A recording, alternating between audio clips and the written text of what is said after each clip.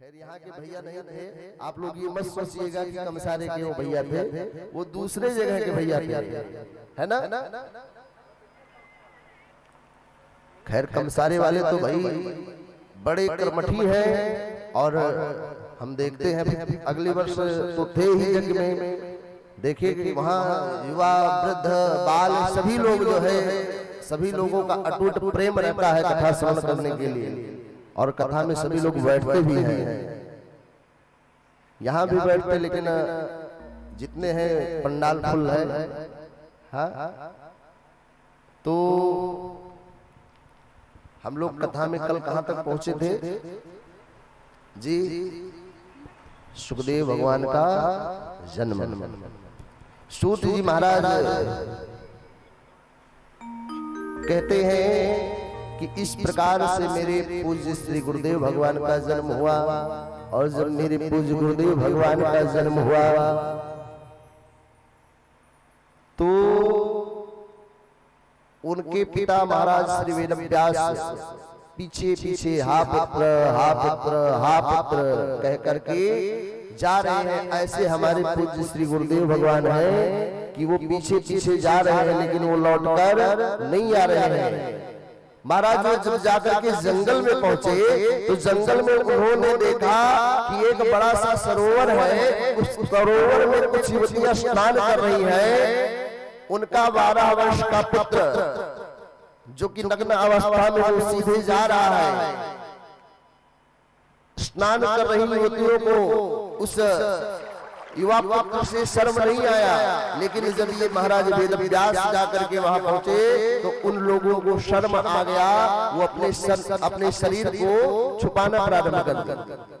महाराज वेदव्यास जी ने कहा कि पुत्री, हम आपके बाबा नहीं, हम आपके बाबा नहीं, आपके परबाबा की उम्र के हैं, आपके बाबा नहीं, आपके परबाबा की उम्र के हैं। आप लोग हमसे शर्म कर रहे हो, और मेरा युवा पुत्र जो है अभी आप लोगों के सामने गया है। तब उन युवतियों ने इतना सुंदर जवाब दिया कि बाबा जी, स्त्री पुरुष का जो लक्षण होता है, स्त्री और पुरुष का जो भेद होता है, आपको भली भांति पता है, इसीलिए आपसे हमको पर्दा करना है। बाकी जो आपका ये पुत्र गया है, उसको ना तो स्त्री पता है ना पुरुष पता है कि स्त्री क्या है पुरुष क्या है। वो तो अवधूत है, वो तो परमहंस है, उसको किसी भी बात का ज्ञान नहीं है। तब उनको जो है आभास हुआ कि अब हम कितना भी परिश्रम कर लें, लेकिन वापस नहीं ला सकते। ऐसे हमारे पूज्य श्री गुरुदेव भगवान है। यम पब्रजंत मनुपेतमपे कृत्यम दैवायनो विरहः तरराजुहावा पुत्रे तन्मयतया तरवो तम सर्वभूत हृदयं मुनिमानतोषि तम सर्वभूत हृदयं मुनिमानतोषि। ऐसे हमारे पूज्य श्री गुरुदेव भगवान हैं। और सूत जी महाराज कहते हैं कि ऋषियों, ये मेरे गुरुदेव के आगमन का प्रसंग है। बाकी आप लोगों ने हमसे कल प्रसंग किया था, किए थे ना, एक प्रश्न किए थे, एक नहीं 6 प्रश्न किए थे। कितना याद है आप लोगों को कि नहीं? प्रश्न किए थे शौनकादि ऋषि कि महाराज मनुष्यों का परम धर्म क्या है, किए थे ना? मनुष्यों का परम धर्म क्या है? और दूसरा प्रश्न किए थे कि मंदिर में जब पूजन करने के लिए जाते हैं, मंदिर में जब पूजन करने के लिए जाते हैं तो कोई कहते हैं कि राम जी श्रेष्ठ है, कोई कहते हैं कृष्ण जी श्रेष्ठ है, कोई कहते हैं हनुमान जी श्रेष्ठ है। श्रेष्ठ कौन है, बड़े कौन है? भाई जो बड़े हो उन्हीं की पूजा की जाए, बड़े लोगों के ही पास जाया जाए, छोटे लोगों के पास क्यों जाया जाएगा? फला व्यक्ति से ले जाकर के उनसे संपर्क कराए, तब वो ले जाकर के दूसरे से संपर्क कराए, तब वो तीसरे ले जाकर के चौथे से संपर्क कराए, तब जाकर के हमको बड़े लोगों से संपर्क हो। आप बता दीजिए तो हम डायरेक्ट उन्हीं से जाकर के मिल ले। और तीसरा प्रश्न था कि भगवान जब अजन्मा है तो मैया कौशल्या के गर्भ से राम बनकर के कैसे आए, मैया देवकी के गर्भ से कृष्ण बनकर के कैसे आए। चौथा प्रश्न था कि भगवान के अवतार कितने हैं। इस प्रकार से जो है 6 प्रश्न किए थे। सुखदेव सूत जी महाराज कहते हैं कि ऋषियों, अब हम आपको आपके 6 प्रश्नों का उत्तर देता हूं। पहला प्रश्न आपका था कि मनुष्यों के लिए परम धर्म क्या है। क्या प्रातः 4 बजे उठ करके स्नान कर लेना, माला फेर लेना, यही सबसे बड़ा धर्म है। सूत जी महाराज ने कहा कि मनुष्यों के लिए सबसे बड़ा धर्म निष्काम भक्ति करना, कोई कामना ना हो। भाई कामना रहे तो सभी लोग करते हैं, निष्काम भाव से जो भक्ति करे वही मनुष्यों का सबसे बड़ा धर्म है। माता पिता की सेवा जो करे वही मनुष्यों का सबसे बड़ा कर्म है। और दूसरी बात, मंदिर में पूजन करने के लिए जाते हैं तो बड़ा काम है। मंदिर में पूजन के लिए जब जाते हैं तो बड़ा किसको माना जाए। तो सूत जी महाराज कहते हैं कि ना तो राम बड़े हैं ना तो कृष्ण बड़े हैं, बाकी राम और कृष्ण एक ही है। कि राम कृष्ण जो एक है, अंतर नहीं। राम कृष्ण जो एक है, अंतर नहीं।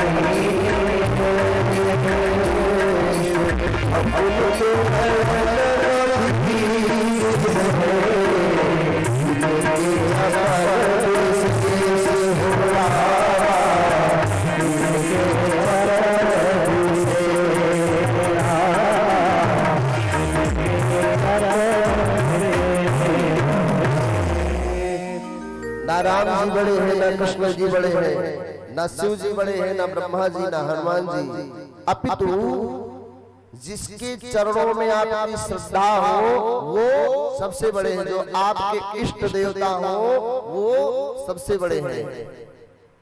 मंदिर में पूजन करने जाइए, सबका पूजन कीजिए, लेकिन विशेष आस्था जो है अपने इष्ट के प्रति रखिए। पूजन सबका कीजिए, लेकिन जो विशेष आस्था है आप शिव जी के मंदिर में देखिए। माता रुक्मिणी को देखिए, माता रुक्मिणी कात्यायनी मैया का पूजन करने के लिए मंदिर में जाती है, लेकिन कात्यायनी माता का पूजन तो करती है। कात्यायनी महामाई महायोगधीश्वरी नंद गोपुष्पम देवी प्रतिमे कुरुते नमः।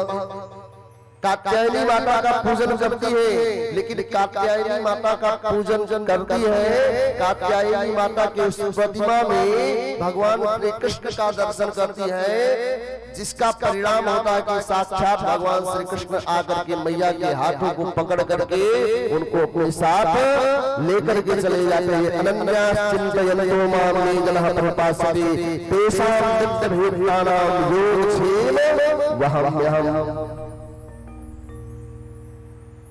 पूजन सबका कीजिए, लेकिन विशेष आस्था अपने इष्ट के प्रति रखिए। और ध्यान दीजिए, अगर आप अपने इष्ट देवता को नहीं प्रसन्न कर पाए, इष्ट देवता का पूजन नहीं करते हैं, तो आप प्रतिदिन जाकर के वैष्णो देवी में बैठे रहे, प्रतिदिन जाकर के बाबा करोली के यहाँ बैठे रहे, प्रतिदिन जाकर के बाबा केदारनाथ के यहाँ बैठे रहे, कोई फायदा होने वाला नहीं है। मैं गारंटी से व्यास मंच से कह रहा हूँ। लेकिन अगर आपका लगाव, आपका आस्था आपके इष्ट के प्रति है, आप कहीं नहीं जाएंगे। आपका लगाव आपके इष्ट के प्रति है, आप अगर कहीं नहीं जा पा रहे हैं और अपने इष्ट में ही सबका दर्शन कर रहे हैं, तो निश्चित ही सबका दर्शन आपको प्राप्त होगा। इसीलिए सबसे पहले इष्ट का पूजन कीजिए, उसके बाद में हर जगह जाइए। भाई तीर्थ स्थल है तो हर जगह जब हम लोग नहीं जाएंगे तो और कौन जाएगा। सनातन धर्म के हम लोग उपासक हैं और हमारा धर्म तो हमको ऐसी शिक्षा देती है कि महाराज सभी धर्मों का सम्मान करो। हमारा धर्म हमको क्या बताता है? वसुधैव कुटुंबकम। हमारा धर्म हमको क्या सिखाता है? सारे धर्म अलग अलग होते हैं। कभी कहता है कि पृथक हर धर्म होता है, हर पृथक परिवेश होता है, पृथक हर धर्म होता है, पृथक परिवेश होता है, और पृथकता में रहे मिलकर यही उपदेश होता है, पृथकता में रहे मिलकर यही उपदेश होता है।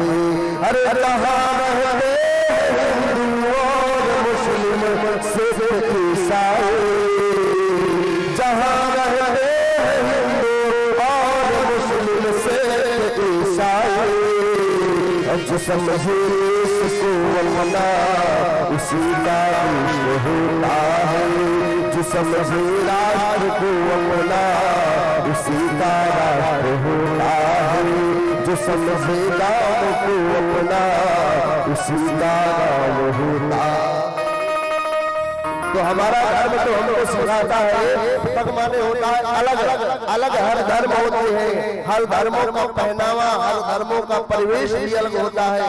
आप मुस्लिम भाइयों को देखिए तो उनका पहनावा अलग होता है। उनके पहनावे को देख करके आप बता सकते हैं कि ये मुस्लिम भाई है। आप सिख को देखिए, सिख का पहनावा अलग होता है। आप